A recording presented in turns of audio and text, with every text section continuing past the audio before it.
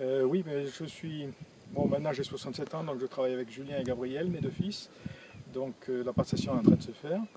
Et nous avons maintenant 45 hectares de vignes, y compris les jeunes vignes, y compris les vieilles vignes aussi à restructurer.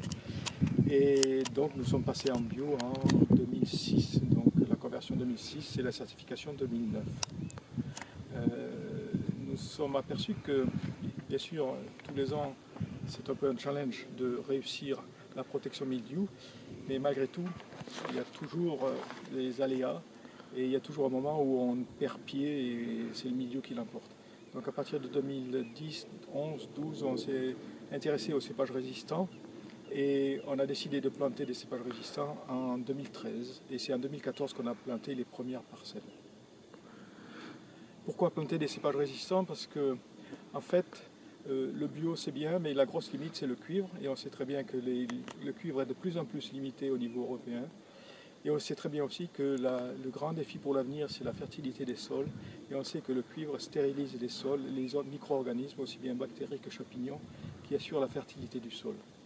Donc la seule façon de réduire, pour le moment, tant qu'il n'y a pas d'autres produits ou d'autres systèmes ou d'autres antagonistes au mildiou, c'est de trouver un moyen de se protéger tout seul, c'est-à-dire la meilleure solution, c'est la nature elle-même qui la donne.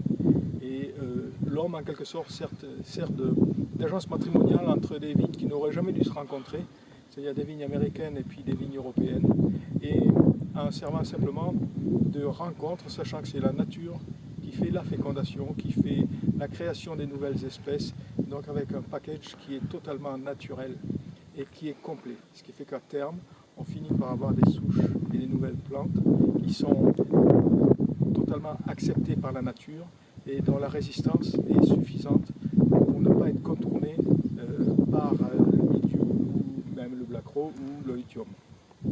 Voilà.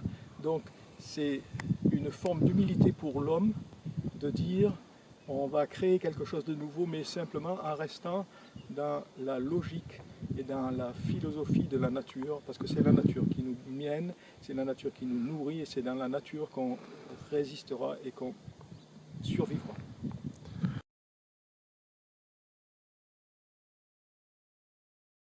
Alors les premières années, on avait des parcelles, des micro-parcelles qui étaient non traitées, donc on avait 100% de non traités. Maintenant on s'aperçoit que malgré tout, il faut quand même assister la plante. Et donc une année comme cette année, on est quand même à 3 traitements sur les cépages résistants, sachant que sur le reste du vignoble, on est à 16 traitements pour un total de 3,9 kg de cuivre à l'hectare. Voilà, donc en fait, on réduit de 75% à peu près.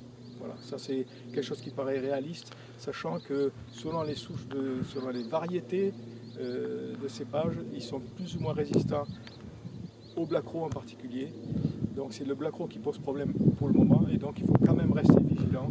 Donc on est resté sur le principe de dire 2 à 3 traitements selon les millésimes.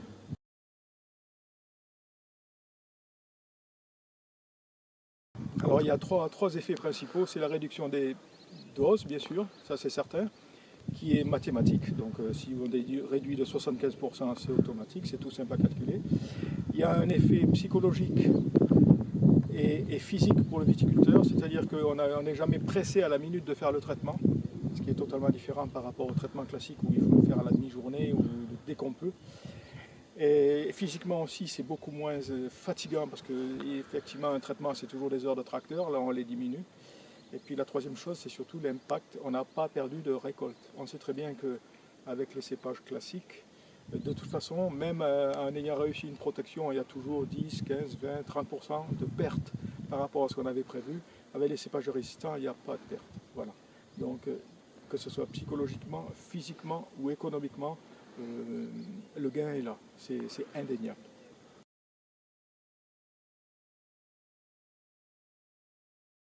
Alors pour la valorisation, c'est un peu spécial, c'est-à-dire qu'il ne faut jamais le présenter comme un hybride. Pourtant, c'est le mot qui convient. Mais le mot hybride est quand même entaché d'un passif. Maintenant, les cépages résistants, ce sont des cépages qui sont qualitatifs parce qu'ils ont été sélectionnés et choisis. Donc il ne faut pas parler d'hybride.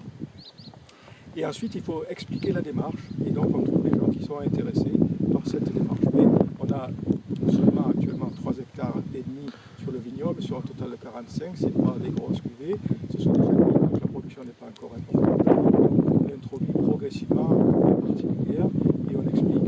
Et c'est intéressant, quoi.